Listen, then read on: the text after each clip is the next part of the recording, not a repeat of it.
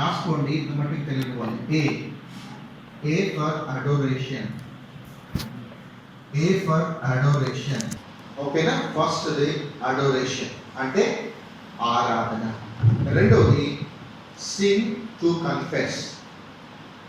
Singh to confess అంటే ఏమిటి అని అంటే నేను ఒప్పుకోవలసిన పాపం ఏదైనా ఉందా. బైబిల్ చదివేటప్పుడు నేను ఒప్పుకోవలసిన పాపం ఏదైనా ఉందా అని ఆలోచించేయాలి. మూడోది promise to claim. Promise to claim అంటే దేవుడిచ్చిన వాగ్దానము నేను చదివిన భాగంలో ఏదైనా ఉందా. దేవుడు ఏమైనా వాగ్దానం ఇస్తూ ఉన్నాడా అనేది మనం గమనించాలి. ఓకేనా? నాలుగోది example to follow. Example to follow అనంటే మాదిరికరమైన వ్యక్తులు. చదివేటప్పుడు కొంతమంది వ్యక్తులు కనిపిస్తారు, కొన్ని భాగాలు కనిపిస్తూ ఉంటాయి, అవన్నీ నేను వివరిస్తాను. ఇందులో నేను మాదిరిగా చూసిన వ్యక్తులు ఎవరైనా ఉన్నారా అనేది చూసుకోవాలి. ఓకేనా? 5 కమాండ్ టు ఒబే. ఏంటి? కమాండ్ టు ఒబే అంటే ఆజ్ఞ ఏమైనా ఉందా. ఒకసారి చూడండి, ప్రామిస్ వేరు, కమాండ్ వేరు. ప్రామిస్ అంటే వాగ్దానం. ఓకేనా? దేవుడు మనకు కొన్ని వాగ్దానాలు, కొన్ని వచనాలు, కొన్ని వాగ్దానాలు దేవుడు మనకు కనిపిస్తూ ఉంటాయి. ఆ వాగ్దానాన్ని బట్టి మనం ఏం చేయాలంటే చదువుకున్న తర్వాత మనం దేవా నువ్వు నాకు ఈ వాగ్దానం ఇచ్చావు కాబట్టి ఈ వాగ్దానాన్ని బట్టి ప్రార్థన చేస్తున్నాను అని అనుకోవాలి. కమాండ్ దగ్గరికి వచ్చేసరికి ఏంటి అంటే మనం ఖచ్చితంగా నువ్వు అలాగే ఉండాల్సిందే. ఇవి కమాండ్స్ ఉంటాయి. అది కూడా ఎగ్జాంపులరీగా మనం చూసుకుంటూ మనం ముందుకెళ్దాం. ఇప్పుడు ఎన్నైనా ఒకటి అడోరేషన్ ఆరాధన, సెకండ్ అంటే ఒప్పుకోవాల్సిన పాపం, థర్డ్ అంటే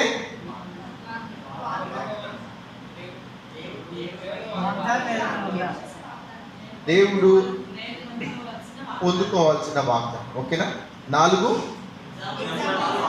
ఎగ్జాంపుల్ టు ఫాలో అంటే ఎలా, ఏ కోణంలో చూస్తాం మనం, ఏ కోణంలో చూస్తాం.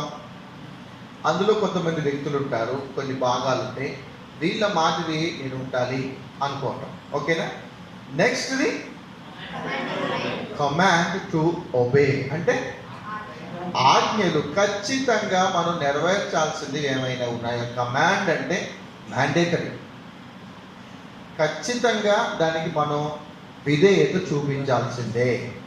చివరిది ఏమిటి అంటే టీ ఫర్ ఏమిటి? Truth to understand.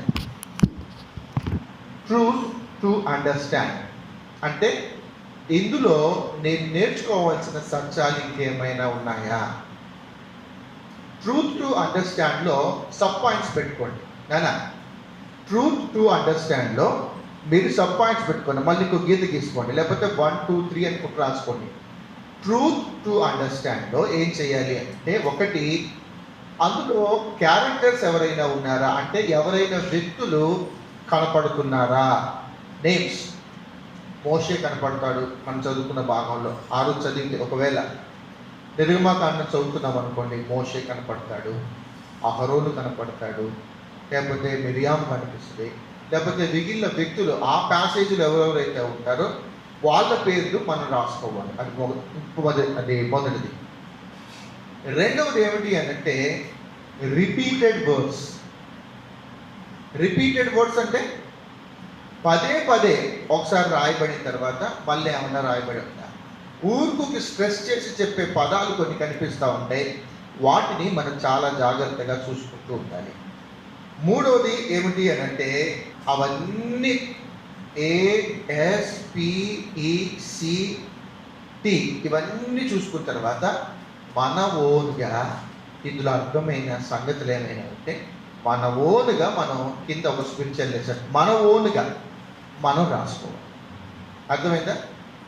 అడోరేషన్ ఆరాధన చేయాలి, సింగ్ టు కన్ఫెస్ పాపాలు ఒప్పుకోవాలి, ప్రామిస్ టు క్లెయిమ్ మనకు దేవుడు ఇచ్చిన వాగ్దానం ఏమైనా ఉన్నాయా, ఎగ్జాంపుల్ టు ఫాలో, మాదిరికరమైన వ్యక్తులు ఎవరైనా కనపడుతున్నారా? కమాండ్ టు ఒబే అనేది దేవుని ఆజ్ఞ అనేది ఏమైనా ఉందా? The truth of the day దగ్గర ఎవరెవరు పేర్లు ఇందులో కనిపిస్తూ ఉన్నాయి? పదే పదే కనపడుతున్న పదాలు ఏం కనిపిస్తూ ఉన్నాయి? ఊర్ల పేర్లు ఏమైనా ఉంటున్నాయా? దాని తర్వాత ఇందులో నేను నేర్చుకున్న పాఠం ఏంటి, మనకు అర్థమైన సంగతులు ఏమిటి అనేది కింద ఒక 3-4 లైన్లో లేకపోతే 2 లైన్లలో రాసేసుకుంటే సరిపోతుంది. మ్యాక్సిమం పైన ఈ 1, 2, 3, 4, 5 ఈ 5 ఏదైతే ఉన్నాయో వాటిలో నుంచే ఈ మనం నేర్చుకున్న పాఠము అనేది బయటకు వస్తుంది. ఓకేనా? ఉదాహరణకి దయచేసి తీయండి 2వ తిమోతి పత్రిక గబగబా చదువుదామా? 4వ అధ్యాయం తీయండి, చిన్నగా ఉంటుంది. నేను ఒకటి చదువుతాను, మీరు ఒకటి చదవండి. దయచేసి వీటిని గమనిస్తూ ఉండండి. ఓకేనా? దేవుని ఎదుట సజీవులకును మృతులకును తీర్పు తీర్చు క్రీస్తు యేసు ఎదుటను ఆయన ప్రత్యక్షత తోడు ఆయన రాజ్యము తోడు నేను ఆనబెట్టి చెప్పున్నదేమనగా,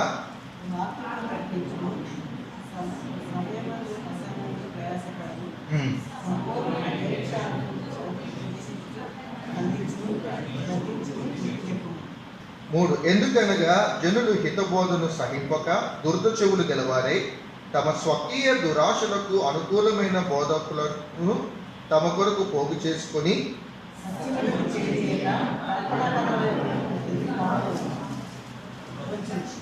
అయితే నీవు అన్ని విషయములలో మితముగా ఉండము, శ్రమపడము, సువార్తికుని పని చేయుము, నీ పరిచర్యను సంపూర్ణముగా జరిగించుము.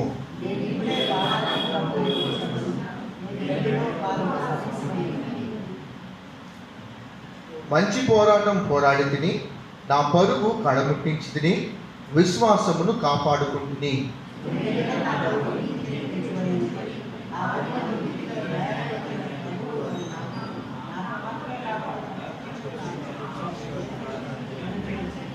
నా యొద్దకు త్వరగా వచ్చుటకు ప్రయత్నం చేయము.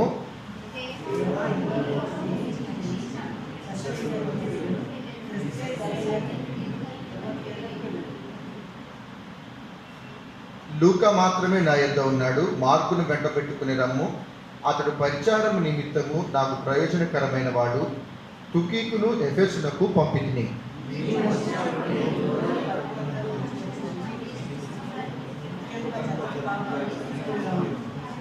అలెగ్జాండ్రు అను కంచెరివాడు నాకు చాలా కీడు చేసెను.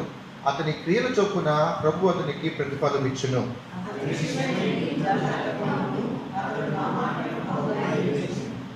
నేను మొదట సమాధానం చెప్పినప్పుడు ఎవరునూ నా పక్షముగా నిలవలేదు, అందరూ నన్ను విడిచిపోయిరి. ఇదివరకు నేరము ఎంచబడకుండును గాక.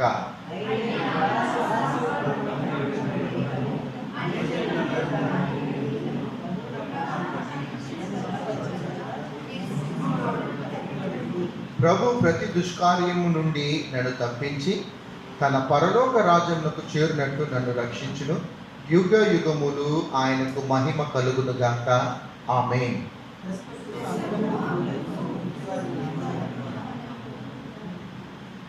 ఎరస్తు కొరింథీలో నిలిచిపోయెను. త్రోఫిము రోగి అయినందున అతని మిలేతులో విడిచి వచ్చింది.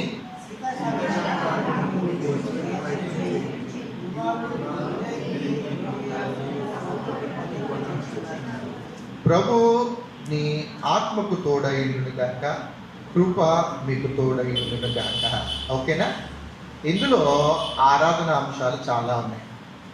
ఇందులో మనం ఒప్పుకోవాల్సిన పాపము అనేది చాలా ఉంది. ఇందులో వాగ్దానము అనేది ఉంది.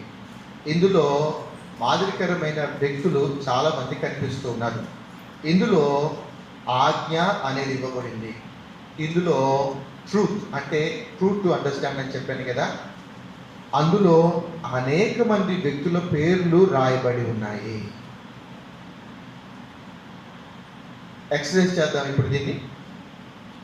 ఆరాధన అంశం ఎక్కడుంది? మొదటి వచనంలో ఉంది చూడండి.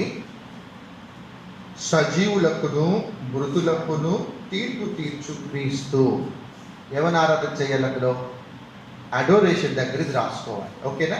ఏముంది అని అంటే, మనం దేవుణ్ణి ఆరాధన చేసుకోవాలంటే దేవుని ఎదుట క్రీస్తు ఉంటాడు. ఆయన ఎవరు అనంటే సజీవులకును మృతులకును తీర్పు తీర్చు క్రీస్తు.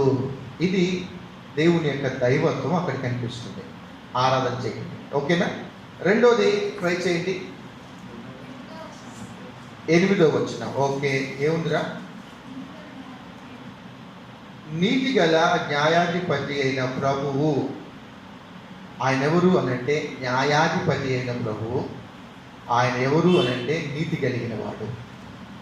ఇంకా 14వ వచనంలో ఏముందిరా? క్రియల చొప్పున ప్రభువు అతనికి ప్రతిఫలము ఇచ్చును కదా. ఏమని ఆరాధన చేయొచ్చు? మన క్రియల చొప్పున ప్రతిఫలం ఇచ్చే దేవుడు. ఇప్పుడు ఎలాగుంది అనంటే, ఇందులో దేవుని యొక్క దైవత్వం ఎలా కనిపిస్తుంది అనంటే, ఒక న్యాయాధిపతిలాగా దేవుడు కనిపిస్తున్నాడు. గమనించారా? అందరికీ ఆయన ఏం చేస్తాడు? దేవుని ఎదుట సజీవులకును మృతులకును ఒకానొక రోజున దేవుని ఎదుట ఉండి తీర్పు తీరుస్తాడు. 2 ఇక్కడ 8వ వచనంలో ఆయన న్యాయాధిపతి అయిన ప్రభువు అన్న మాట కనిపిస్తుంది.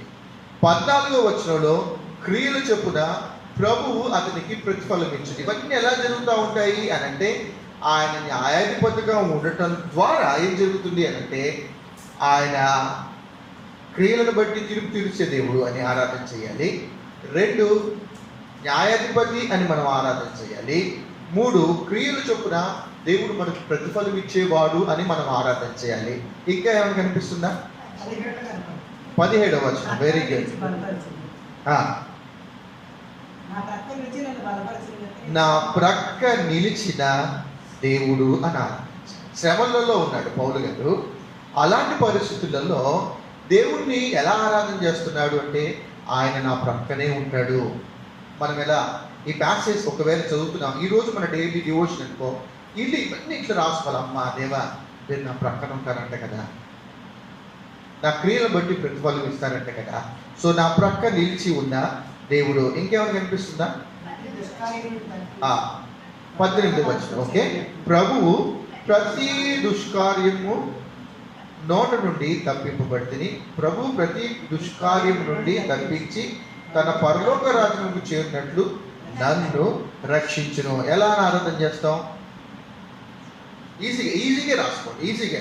ఒక్కొక్కసారి ఏంటి అని అంటే, రాయటం రాకపోతే కదా ఆ వచనాలు రాయండి. నేను ఎప్పుడు నా నోట్స్ చూసినా మీరు గమనించండి, ఎక్స్ప్లెనేషన్ ఏం రాయండి, ఆ మాట మాత్రమే రాసేసుకొని పక్కన వచనం రాస్తాను. ఇప్పుడు ఇక్కడ ఏం రాయాలి అని అంటే 18వ వచనం కదా, ఆయన ఏం చేస్తాడు అని అంటే, పరలోక రాజును చేరినట్లు నన్ను రక్షించిన దేవుడు. ఎన్ని అంశాలు వచ్చి ఆరాధన చేసుకోవడానికి ఇవాళ కదా? 1 మృతులకును సజీవులకు తీర్పు తీర్చే దేవుడు అని ఆరాధన చేయాలి. 2 నీతి గల న్యాయాధిపతి అయిన దేవుడు అని ఆరాధన చేయాలి. 3 నా ప్రక్కన అదే ప్రతిఫలము అనుగ్రహించు దేవుడు అని మనం ఆరాధన చేయాలి. 4 నా ప్రక్కన నిలిచిన దేవుడు అని మనం ఆరాధన చేయాలి. 5 పరలోక రాజ్యముకు చేరినట్లు నన్ను రక్షించిన దేవుడు. ఇది అడోరేషన్ భాగంలో వస్తుంది. ఓకేనా? ఎక్కువ టైం పట్టదు, చదివేటప్పుడే మనకు అర్థమైపోయి టిక్ పెట్టేసుకుంటా, ఇది ఆరాధన అంశం, ఇది ఆరాధన అంశం. వెంటనే ఏం చేసుకోండి, ఏ అని రాసేసుకోండి, లేకపోతే బుక్లో ఏ అని రాసేసుకోండి. అప్పుడు తర్వాత దీని మీద క్లియర్గా రాసుకోవడానికి అవకాశం. ఓకేనా? సింగ్ టు కన్ఫెస్ అనేది తర్వాత చూద్దాం. నెక్స్ట్కి వెళ్దాం. Promise to claim. వాగ్దానం ఏముంది చెప్పండి? వాగ్దానం ఏం కనపడింది అక్కడ? Very nice. నీతి కిరీటము ఉంచబడి ఉన్నది.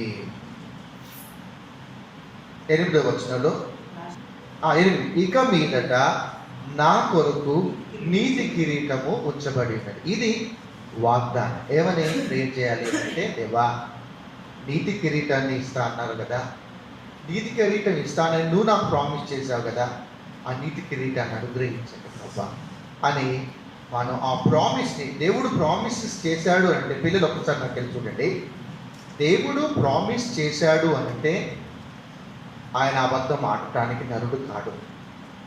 ప్రామిస్ ఆయన చేశాడు అంటే ఖచ్చితంగా నెరవేరుస్తాడు. కనుక మనము ఈ ప్యాసేజ్లో దేవా నీతి కిరీటం నా కొరకు ఉంచబడి ఉన్నది అని చెప్పారు, నాకు వాటిని అనుగ్రహించండి అని మనం ప్రార్థన చేస్తాం. ఇది దేవుని యొక్క వాగ్దానం.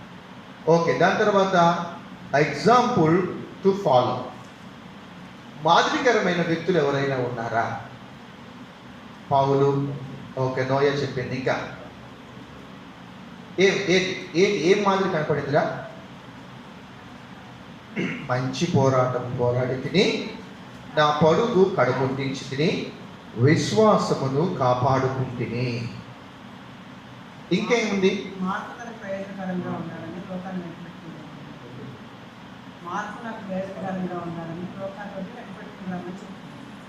ఓకే, ఎలా రాస్తావు ఇప్పుడు దాన్ని?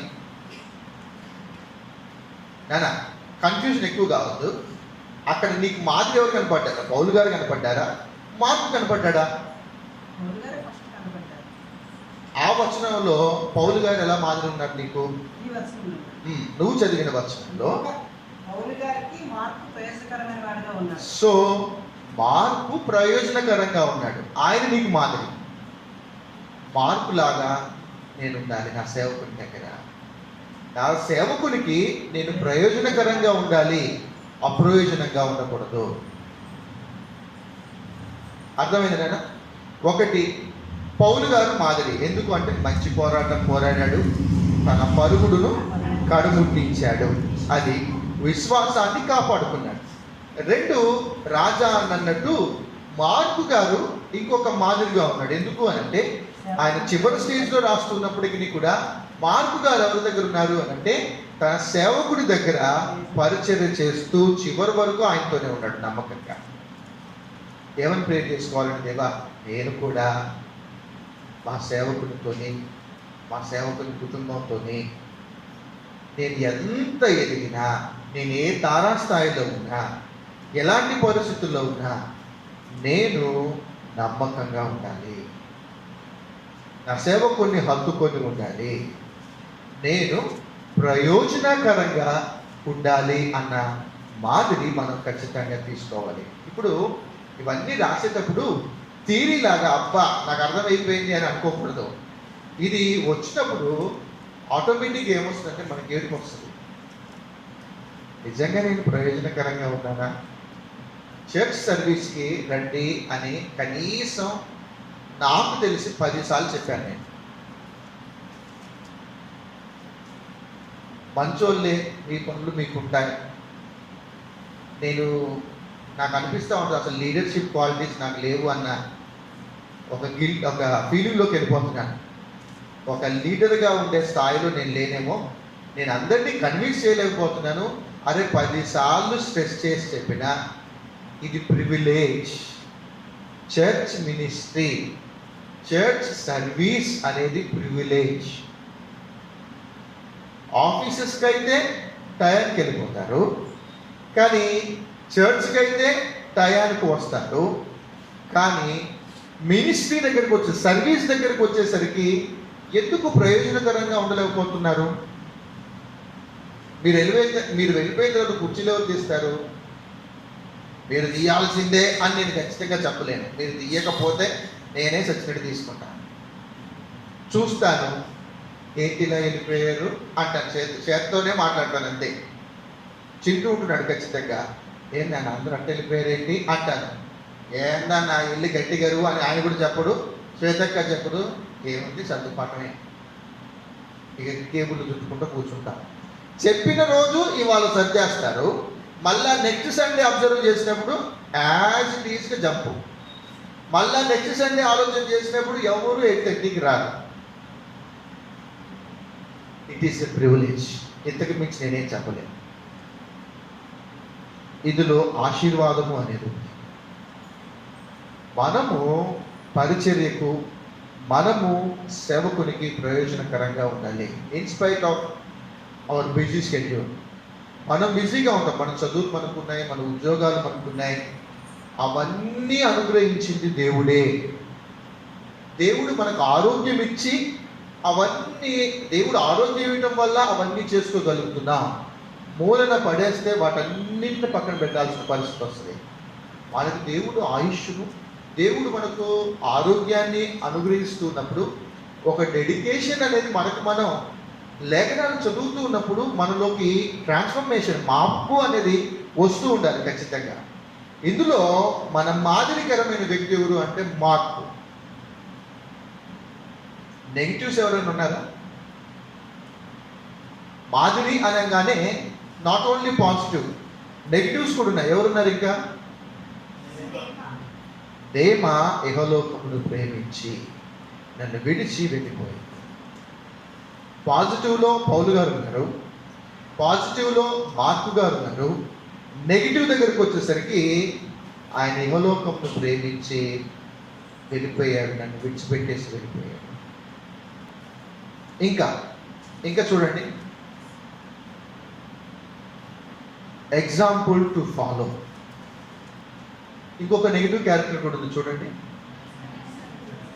అలెగ్జాండరు అను కంచెరి వాడు నాకు చాలా కీడు చేశాడు. 2 పాజిటివ్స్, 2 నెగిటివ్స్. పౌలు మంచి పోరాటం పోరాడాడు, పడగొట్టించాడు, విశ్వాసాన్ని కాపాడుకున్నాడు. మార్కు ప్రయోజనకరంగా ఉన్నాడు. దేమ ఇహలోకాన్ని ప్రేమించి మినిస్ట్రీ లేదు, ఏమీ లేదు, బయట ఉంటేనే సూపర్ ఉంది అని బయటికి వెళ్ళిపోయాడు. ఆయనలాగా మనం ఉంటున్నామా? అలెగ్జాండరు అని ఒకడున్నాడు, ఆయన గురించి రాస్తూ వాళ్ళు మామూలోడు కాదు, నాకు బాగా కీడు చేశాడు. పరిచర్యకు మేలు చేయకపోయినా పర్వాలేదు, కానీ కీడు మాత్రం చేయండి ఎప్పుడు. ఆ వ్యక్తి గురించి ఇక్కడ రాయబడి ఉంది. ఆయన గురించి రాస్తూ దేవుని యొక్క దైవత్వం చెప్పాడు. అతని క్రియల చొప్పున ప్రభువు అతనికి ప్రతిఫలం ఇచ్చును. మనం చేసే పనులను బట్టి దేవుడు తీర్పు తీరుస్తాడు. మనం చేసే పనులు బట్టి దేవుడు న్యాయాధిపతిగా ఉంటాడు. మనం చేసే పనులు బట్టి దేవుడు మనకు ప్రతిఫలాన్ని ఇస్తూ ఉంటాడు. మనం ఒకటే ఇందులో మాదిరి, ఉంటే పౌల్లాగా ఉండాలి, ఉంటే మార్కులాగా ఉండాలి. ఎవరిలాగా ఉండకూడదు అని అంటే ఇంకా కొంచెం డీప్ స్టడీలోకి వెళ్తే అక్కడ దాకా వెళ్ళొద్దు. రాసుకోవడానికి 2 పాయింట్స్. వీళ్ళలాగా ఉండాలి, వీళ్ళలాగానే ఉండకూడదు, అయిపోయింది ఇక్కడ. ఓకేనా? ఇంకొకటి ఏమైనా ఉందా? నాకైతే ఇంకోటి కనపడింది. ఓకే, వదిలేసాను, ఇంకా ఆపేసాను. ఇంకొకటి ఏమైనా ఉందా? ఎగ్జాంపుల్ మనం 5వ వచనం చూడండి. 5వ వచనం మహేష్ చదువునాన్న. అయితే నీవు అన్ని విషయములలో మితముగా ఉండుము, శ్రమపడుము, సువార్తికుని పని చేయము, నీ పరిచర్యను సంపూర్ణముగా జరిగించము. ఇది కమాండ్ కింద కూడా వస్తుంది. కమాండ్ టు ఒబేలో కూడా రాసుకోవచ్చు. ఓకేనా? ఇది ఒక ఆజ్ఞ. ఏంటి అంటే మితంగా ఉండండి, శ్రమ పడండి, సువార్త పని చేయండి, పరిచర్యను సంపూర్ణంగా జరిగించండి. యు మే బి బిజీ, మీరు చాలా బిజీ ఉండొచ్చు, మీరు బాగా చదువుకుంటుండొచ్చు, మీ కెరియర్లు మీరు చూసుకుంటూ ఉండొచ్చు. కానీ ఇక్కడ నేర్చుకోవాల్సింది ఏమిటి అంటే, మనం రక్షించబడిన వ్యక్తులంగా మనం రోజు బైబిల్ చదువుతున్నప్పుడు నేర్చుకోవాల్సిన పాఠం ఏంటంటే, ఎక్స్ట్రాలు చేస్తూ ఉన్నామేమో. దేవా, నేను చాలా ఎక్స్ట్రాలు చేస్తూ ఉంటాను. సిట్టు కన్ఫ్యూస్లోకి వెళ్ళిపోతుంది. సెకండ్ పాయింట్, దేవా నేను మితంగా ఉండటానికి సహాయం చేయి. Example to follow. ఇక్కడికి వచ్చేసరికి మితముగా ఉండటము అనేది మనం నేర్చుకోవాలి. ఓకేనా? ఓకే, నెక్స్ట్కి వెళ్ళిపోదామా? నెక్స్ట్ కమాండ్ టు ఒబేలో కూడా ఇది వచ్చేస్తుంది. ఏంటి? మితముగా ఉండండి, శ్రమ పడండి, సువార్తకుని పని చేయండి, పరిచర్యను సంపూర్ణంగా జరిగించండి. ఓకేనా? ఇంకా 2వ వచనం కూడా ఉంది చూడండి. కమాండ్, సమయమందును అసమయమందును ప్రయాసపడము, సంపూర్ణమైన దీర్ఘశాంతముతో ఉపదేశించుచు ఖండించుము, గర్దించుము, బుద్ధి చెప్పుము. ఇది మనకు సంబంధించింది కాకపోవచ్చు, ఇది పాస్టర్స్. ఓకేనా? కానీ ఇది నేను రాసుకున్నాను కాబట్టి ఇది నాకు ఇది కమాండ్ లాగా ఉంటుంది. బీయింగ్ ఏ పాస్టర్ నాకు ఇది సంబంధించిన వాక్యం. నేను వెంటనే ఈ రెండో వాక్యం ఏం రాసుకున్నా అంటే అదే రెండో వచనం రాసుకున్నాను. ఏంటి అంటే వాక్యాన్ని ప్రకటించాలి. నేను చేయాల్సిన పని సమయముందును అసమయము. ఒక టైం అనేది కాదు. మీకు బైబిల్ స్టడీ అనేది ఒక టైం, కానీ నా దగ్గరకు వచ్చేసరికి నాకంటూ ఒక టైం కాదు. ఇది సమయమందును అసమయమందును ప్రయాసపడాలి, సంపూర్ణమైన దీర్ఘశాంతముతో. ఒరే, ఈ వాక్యం చెప్పేటప్పుడు జాగ్రత్త, తిడతావేమో, మనుషులు తప్పులు చేస్తారు, బలహీనులు, పాపం వాళ్ళకేం ప్రాబ్లమ్స్ ఉన్నాయో ఏంటో, నువ్వు రా అనగానే వాళ్ళు వచ్చే అంత ఫ్రీగా లేరు.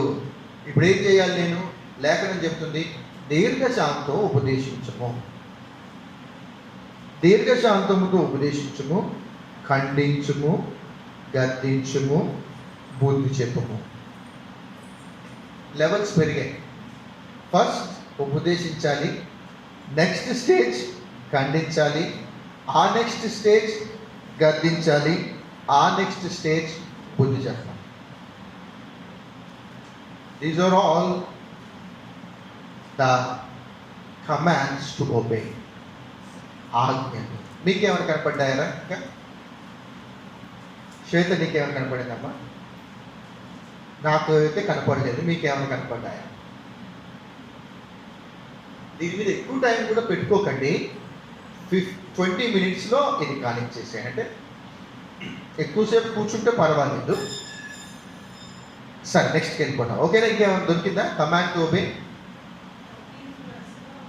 14th వర్స్ ఏముందిరా?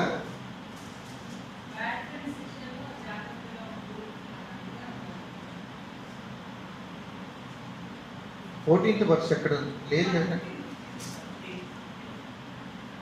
అతని విషయమే నీవు జాగ్రత్తగా ఉండము, అతడు మా మాటలను బహుగా ఎదిరించెను. Alexander bank characters. సో ఇది కమాండ్ కిందకి వస్తుందా? ఓకే, ఇది ఒక కమాండ్. అక్క చెప్పినట్టు అర్థం చేసుకోవాలంటే ఇలాంటి వాళ్ళు ఉన్నప్పుడు చాలా జాగ్రత్త. ఈయనను ఉద్దేశించే వీళ్ళని ఆలోచన చేసుకుంటేనే తిమోతితోని పౌలు గారు ఏమంటారంటే, నీ లిమిట్లో నువ్వు ఉంటే చాలా మంచిది, మితముగా ఉండు. ఎందుకు అనంటే ఇలాంటి వ్యక్తులు ఉన్నారు, వీళ్ళు ఎదిరించే వ్యక్తులు, కనుక చాలా జాగ్రత్తగా ఉండు. ఇలాంటి బ్యాడ్ సర్కిల్స్తో మనం ఏమనుకోవాలంటే, సిన్ టు కన్ఫెస్ దగ్గర అంటే సెకండ్ పాయింట్ దగ్గరికి వెళ్ళినప్పుడు, దేవా నాకు ఇట్లాంటి ఫ్రెండ్స్ ఉన్నారు ప్రభా, దేవా నాకు తేమాలాంటి ఫ్రెండ్స్ ఉన్నారు ప్రభా, చర్చ్కి వచ్చి ప్రయోజనకరంగా ఉండే వ్యక్తులు నాకు ఫ్రెండ్స్ లేరు, నాకు ఎలాంటి ఫ్రెండ్స్ ఉన్నారు అని చెప్పి బయటికి పోతావురా? ఊరుకో, చర్చ్కి ఏం పోతావురా? లేకపోతే ఫెలోషిప్కి ఏం వెళ్తావురా? ఇవన్నీ ఒరే ఇప్పుడు కాకపోతే ఇంకెప్పుడు రా ఒరే, చూడా అవసరం లేదు. ఏం చేస్తారంటే these are all the bad circles. మనం ఏమేమి రాసుకోవాలంటే, దేవుడు మనతో మాట్లాడుతున్నాడు, దేవా వీటన్నిటికీ విషయంలో నేను కూడా దేమాలాగానే ఉంటున్నాను, దేవా దయచేసి ఇలాంటి తప్పులు మళ్ళా చేయకుండా నా పాపాలను నేను ఒప్పుకుంటున్నాను. Sin to confess. ఇంకా నాకేం కనపడింది అని అంటే, చూడండి, నేను రాసుకుంది కొంచెం అడ్వాన్స్లోకి వెళ్తే అర్థమైంది. అంటే వాక్యం ధ్యానించే వాళ్ళు కొంచెం పసిగట్టగలరు. చూడండి, నేనేం రాసుకున్నాను అంటే, కమాండ్ టు ఒబే దగ్గర, లేకపోతే పాపం ఒప్పుకోవాల్సిన విషయం దగ్గరికి వచ్చేసరికి పౌలు గారి యొక్క పరిస్థితి నేను చూశాను. ఇక్కడ పౌలు గారు ఎలాగున్నారు అని అంటే, చూడండి 6వ వచనంలో, నేనిప్పుడు పానార్పణముగా పోయబడుచున్నాను, నేను వెళ్ళిపోవు కాలము సమీపమై ఉంది అన్నాడు. అంటే లాస్ట్ స్టేజ్లో ఉన్నాడు. ఎవరు? నేను పానార్పణముగా పోయబడుతున్నాను, నేను వెళ్ళిపోయే కాలము సమీపమై ఉన్నది అంటే ఏంటన్నా? రాజా చెప్పు. లాస్ట్ స్టేజ్లో ఉన్నాడు. ఇంకొన్ని రోజులు అయితే ఆయన చనిపోతాడు. లాస్ట్ స్టేజ్లో ఉన్న వ్యక్తి, నేనైతే ఇక పుస్తకాలు మూసేసి రగ్గు తప్పుకొని గజ గజ వదులుకుంటూ డేస్ లెక్క పెట్టుకుంటూ అయిపోయింది. బతుకంత అయిపోయింది. సర్లే, ఒక సాటిస్ఫాక్షన్ ఏమిటి అని అంటే, బాగానే మంచి పోరాటం పోరాడాను, నా విశ్వాసాన్ని కాపాడుకున్నాను, నా పరుగు నేను కడుపుంటించాను, నీతి కిరీటం అయితే నాకు రెడీగా ఉంది, ఇక చాలు, ఆర్డర్స్ వచ్చేసాయి, ఇక నేను నెక్స్ట్ ఇంకొన్ని రోజులలో నేను చచ్చిపోవడమే. ఏం చేస్తాను ఇప్పుడు నేనైతే ఇక బెడ్ ఎక్కి దిండి వేసుకొని దుప్పటి కప్పుకొని చక్కగా పడుకుంటాను. కానీ నాకు ఇందులో నేను ఒప్పుకోవాల్సిన పాపం ఏంటి అని అంటే, అయ్యో, పౌలు గారిలాగా చివరి నిమిషంలో కూడా దేవుని కొరకు ప్రయాసపడే మనస్తత్వం నాలో లేదేంటి? చూడండి, ఆయన చేసిన మంచి పని నాకు కనపడింది. ఏమిటి అని అంటే 13వ వచనం చూడండి, 12-13 కలిసి ఉంది. నీవు వచ్చినప్పుడు నేను త్రోయలో కార్పున వద్ద ఉంచి వచ్చిన అంగీని, పుస్తకములను, ముఖ్యముగా చర్మపు కాగితములను తీసుకొని రమ్ము.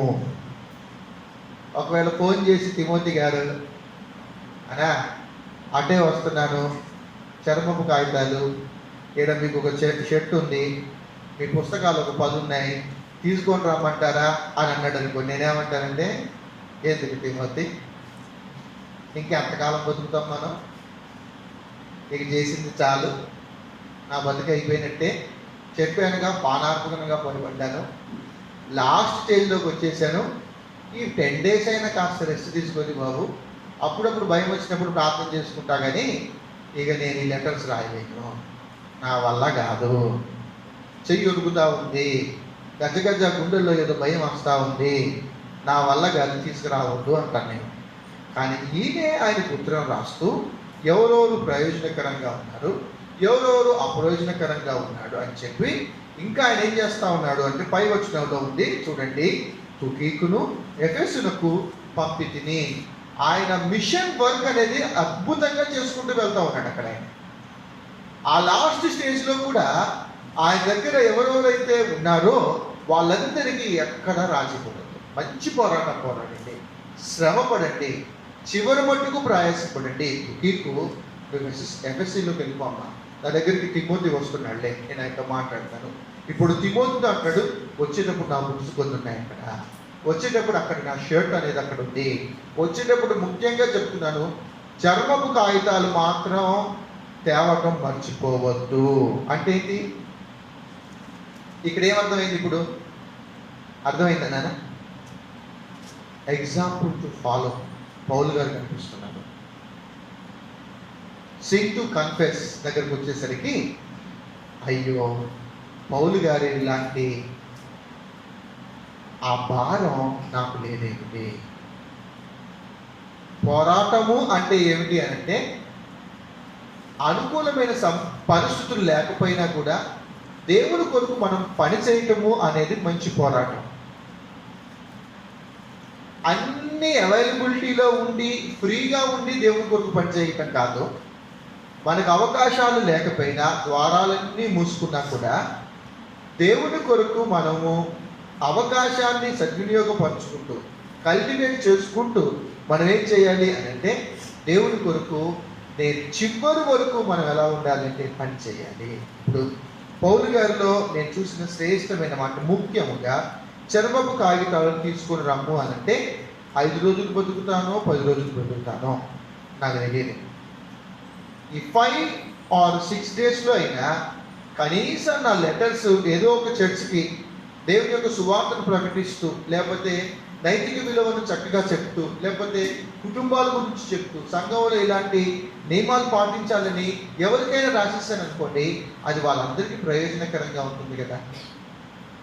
ఇప్పుడు ఆయన రాసిన పత్రికలు మనకి ఎలాగా ప్రయోజనకరంగా అయ్యో, ద లాస్ట్ స్టేజ్లో కూడా ఇప్పుడు పౌలు గారు ఎలా ఉన్నారు అని అంటే, అలాంటి పరిస్థితుల్లో కూడా నాకు మంచి ఎగ్జాంపుల్ టు ఫాలో పౌలు గారు కనపడింది.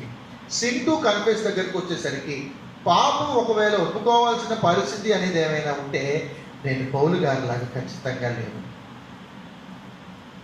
బాగుంటే పని చేస్తున్నా, బాగులేకపోతే మానేస్తున్నా. టైం ఉంటే చదువుకుంటున్నా, టైం లేకపోతే చదువు. నాకు అవకాశం ఉంటే ఫెలోషిప్కి వస్తాను, నాకు అవకాశం లేకపోతే ఫెలోషిప్కి రాను. అవసరం ఉంటే దేవుడి దగ్గరికి వస్తా, అవసరం లేకపోతే నాకు అవసరం లేదు దేవుడు. బలవంతంగా చేసేది కాదు ఇది, ఎవరో ఫీల్ అవుతారు అని చేసేది కాదు. ఆత్మీయత అనేది ఇది వ్యక్తిగతమైన విషయం కనుక ఇక్కడ ఇది మనం నేర్చుకోవాలి. ఓకేనా? సో ఆరాధన అయిపోయింది. ఒప్పుకోవాల్సిన పాపాలు కనపడ్డాయి, నేను రాసుకున్నవి మీకు చెప్పాను.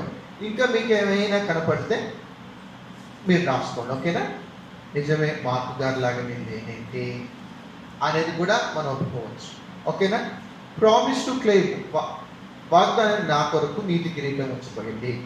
ఎగ్జాంపుల్స్ టు ఫాలో, మంచి పోరాటం పోరాడుతుంది పౌలు గారు. అన్ని విషయంలో మితంగా ఉండాలి పౌలు గారు చెప్పారు. మార్కు సేవకులకి ప్రయోజనకరంగా ఉన్నాడు. వీళ్ళు ఎగ్జాంపుల్స్. కమాండ్ టు ఒబే దగ్గరికి వచ్చేసరికి సమయమును అసమయమును ప్రయాసపడు, వాక్యమును ప్రకటించు, మితముగా ఉండు. ఇవన్నీ ఏమిటి అంటే కమాండ్మెంట్స్. దాని తర్వాత ట్రూత్ టు అండర్స్టాండ్ దగ్గరికి వద్దాం. ట్రూత్ టు అండర్స్టాండ్ దగ్గరికి వచ్చినప్పుడు మొదటిగా మనం ఏం చూడాలని చెప్పాం సుమన్? క్యారెక్టర్స్. ఎవరెవరు ఉన్నారు ఇప్పుడు చెప్పండి. పౌలు పేరుందా? లేదు. మనిషికి ఒకటే చెప్పాలి. ఎవరు చెప్పారు? మార్కు. శిరీషనా? మమత. ఓకే, అయిపోయింది, ఛాన్స్ అయిపోయింది. ఓకే, మార్కు ఉన్నాడు. ఓకే, ఇంకా తిమోతి పేరుంది అందులో. ఎక్కడుందయ్యా?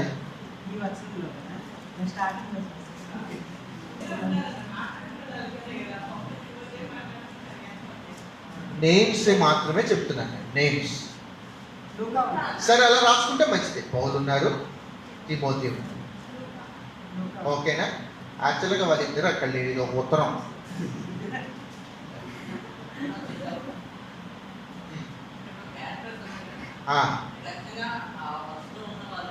ఆ చాప్టర్లో ఉన్న క్యారెక్టర్స్ రాద్దాం అంటున్నాను నేను. రాసుకోండి, తప్పేం లేదు. సరే, పౌలు గారు తిమోతితో. ఇప్పుడు అక్కడ ఏం రాసుకోవాలి? ట్రూత్ టు అండర్స్టాండ్ దగ్గర, ట్రూత్ టు అండర్స్టాండ్ దగ్గర ఏం రాసుకోవాలంటే, ఇప్పుడు మనం ఓన్ వర్డింగ్స్ రాసుకోవాలని చెప్పాం కదా. ఏం రాసుకుంటారంటే, ఇది పౌలు గారికును తిమోతికి మధ్య జరుగుతున్న సంభాషణ. పౌలు గారు తిమోతికి రాస్తున్న ఉత్తరము. ఇక్కడ ఒక సత్యాన్ని నేర్చుకున్నాం. ఎవరైనా చెప్పేటప్పుడు అర్థమైందా? ఎక్కడ తిమోతి పత్రిక ఉంది కదన్నా, పౌలు గారు తిమోతికి రాశారు కదా. ఆ 4 అధ్యాయంలోనే వాళ్ళందరి గురించి రాశారు, చెప్పాడు. ఎవరెవరు అని అంటే ఇప్పుడు చెప్పాలి. ఎవరెవరు గురించి? మార్కు గురించి, లూకా గురించి, రేమా గురించి, ఇంకా అలెగ్జాండర్ గురించి, ఇంకా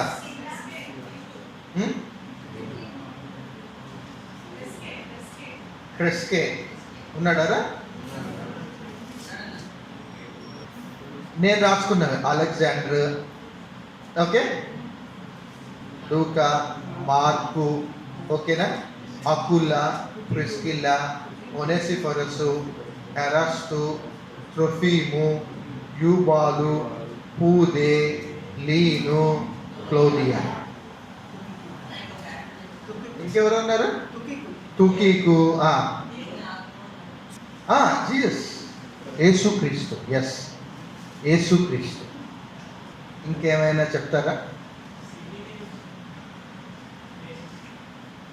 సిటీ నేమ్స్ ఉంటే రాసుకోండి, లేకపోతే వస్తుంది. క్యారెక్టర్ నేమ్స్ అయినా ఉంటే రాసుకోండి, లేకపోతే మీరు కీర్తనలు చదివేటప్పుడు, సామెతలు చదివేటప్పుడు, లేకపోతే ప్రవక్తల గ్రంథాలు చదివేటప్పుడు మీకు ఊర్ల పేర్లు కనపడవు, మీకు వ్యక్తుల పేర్లు కనపడవు. కనపడేది ఏమిటి అని అంటే దేవుని యొక్క దైవత్వం, ప్రమాణం, వాగ్దానం. ఇప్పుడు ఒకటి చెప్తున్నాను, గమనించండి. అన్నీ రావాలి అని కూడా గ్యారంటీ లేదు. ఒక్కొక్కసారి ఏమొస్తుంది అంటే ఒకటి దేవుని ఆరాధన అంశం మాత్రమే వస్తుంది, మిగిలినవి ఏవి దొరకవు. సింటూ కన్ఫ్యూస్ ఒక్కొక్కసారి కనపడదు, ఏంటి ఇంత పరిస్థితి ఉన్నా, నేను ఒప్పుకోవాల్సిన పాపం ఒకడు కూడా లేదేంటి ఇక్కడ అని ఎదుర్కొంటా ఉంటే మొత్తానికి అయితే దొరికింది ఖచ్చితంగా.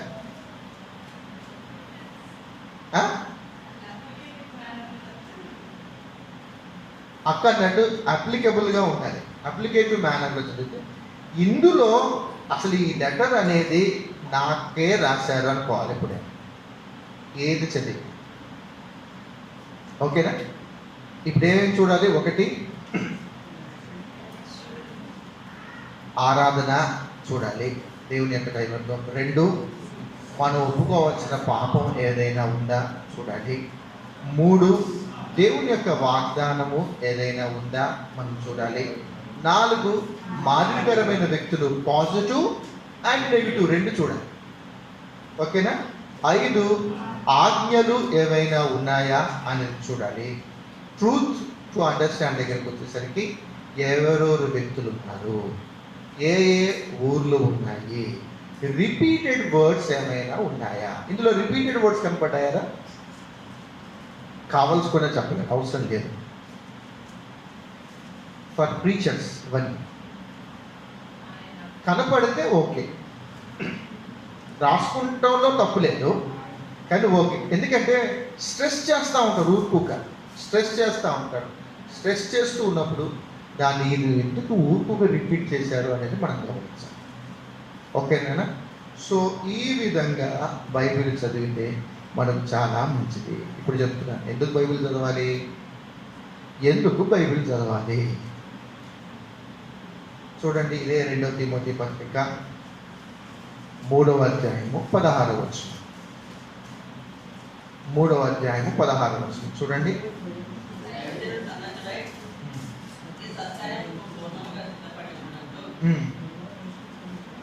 మీకు పోయినసారి చెప్పాను ఎందుకు లేఖనాలు చదవాలంటే ఇది దైవావేశం వలన కలిగిన లేఖనము. ఇది నేను రాసింది కాదు, లేకపోతే ఎవరో భూమి మీద ఉన్న మామూలు మనుషుల వలన వచ్చింది కాదు. మీకు తెస్సలోనిక సంఘం గురించి చెప్పాను కదా, వాళ్ళు ఏమనుకున్నారు, వాళ్ళు ఒకటే అనుకున్నారు, ఒకటే, ఇది మనుషుల వలన వచ్చింది లేఖనాలు కాదు, ఇది దేవుడి ద్వారా వచ్చింది, దైవావేశం వలన కలిగిన లేఖనం ఇది. ఇది ఉపదేశిస్తుంది, ఇది ఖండిస్తుంది, ఇది మన తప్పును దిద్దుతుంది, ఇది నీతి అందు శిక్షణ చేస్తూ ఉంటుంది. లాస్ట్ ఇది చాలా ప్రయోజనకరమైనది మనకి. హెబ్రీయులకు రాసిన పత్రిక 4వ అధ్యాయం, హెబ్రీయులకు రాసిన పత్రిక 4వ అధ్యాయం 2వ వచనం చూడండి. 12 ఇప్పుడు నేను చెప్పిన వర్సెస్ అన్నీ ఎలా చెప్పాను అంటే నా డైలీ పోర్షన్స్లో నుంచి ఈ రిఫరెన్స్ అన్ని రాసేసుకొని చెప్తున్నాను. 4:12 ఎందుకనగా దేవుని వాక్యము సజీవమై బలము గలదై